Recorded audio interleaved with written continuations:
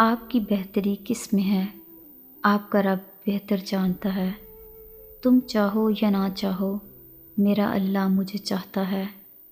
رب وہاں سے دروازے کھولتا ہے جہاں سے انسان کو گمان بھی نہیں ہوتا۔ اللہ ہمیں کبھی نہیں چھوڑتا۔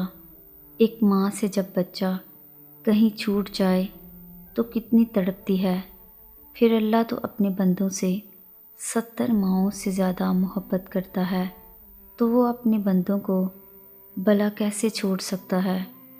ایک ہی جملہ انسان کی تربیت کے لیے کافی ہے کہ اللہ دیکھ رہا ہے۔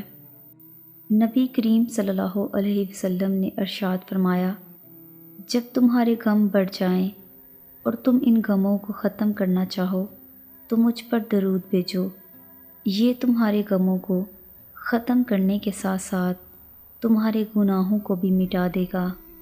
تمہاری تکلیف ایک بوند کی طرح ہے اور رب کی تم سے محبت ٹھاٹے مارتے ہوئے سمندر کی مانند۔ تمہارے مسئلے بہت چھوٹے ہیں، رب کا جلال اور اس کی عنایت نہ ختم ہونے والی۔ وہ اللہ ہی تو ہے جو دل کی خاموشی کو بھی سمجھ لیتا ہے۔ ہم گناہ ایسے کرتے ہیں جیسے وہ دیکھ نہیں رہا، اور وہ معاف ایسے کرتا ہے جیسے اس نے دیکھا ہی نہیں۔ یقین کریں جو رب دے گا وہ بہتر نہیں بہترین ہوگا۔ زبان کا بولا دنیا سنتی ہے اور دل کا کہا اللہ سنتا ہے۔ کوئی شک نہیں نیکیاں گناہوں سے دور کرتی ہیں۔ یا اللہ ہمیں نیک رہنے اور گناہوں سے دور رہنے کی توفیق عطا فرما۔ وقت کا پاسا پلٹ بھی سکتا ہے، جو تم سہ سکو وہی ستم کرو۔ جب کوئی تمہیں بے وجہ رلائے تو تم اپنے آنسو اس یقین کے ساتھ صاف کر لینا کہ زندگی کے کسی موڑ پر وہ تم سے زیادہ روئے گا۔ بے شک اللہ بہترین انصاف کرنے والا ہے۔ گرتے ہوئے آنسو اور ٹوٹے ہوئے دل کی قدر تو بس اللہ ہی جانتا ہے۔ جب انسان بہت تکلیف میں ہوتا ہے اور مسکرا کر یہ کہتا ہے میں نے یہ معاملہ اللہ کے سپرد کیا، تو یقین مانو فرش سے لے کر عرش تک ہر چیز لرز جاتی ہے۔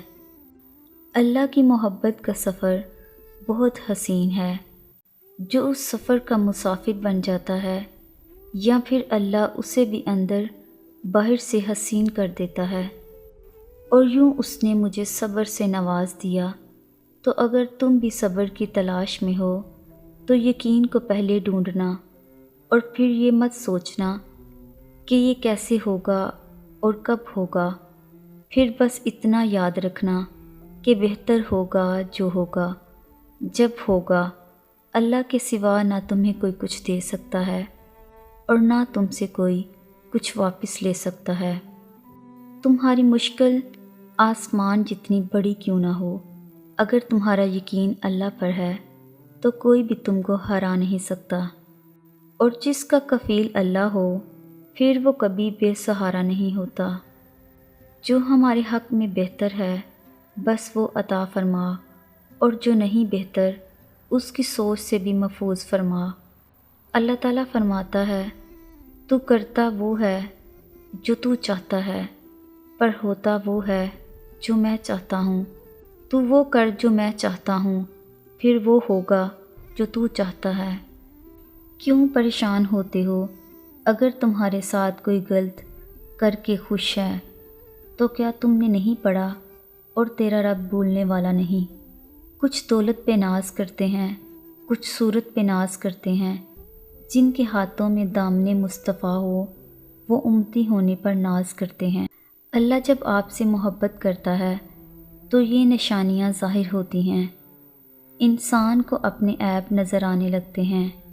دل خود بخود اللہ تعالیٰ کی طرف مائل ہونا شروع ہو جاتا ہے، اور زبان اللہ کے ذکر سے رکتی نہیں ہے۔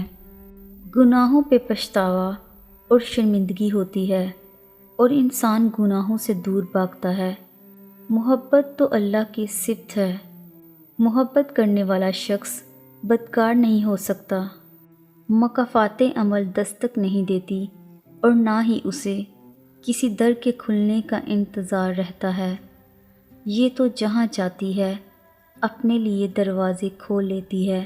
جو آج تم کرو گے کل وہی تمہارے ساتھ ہوگا، اس لیے کسی کی زندگی جہنم بنا کر سجدوں میں جنت مانگنا چھوڑ دو۔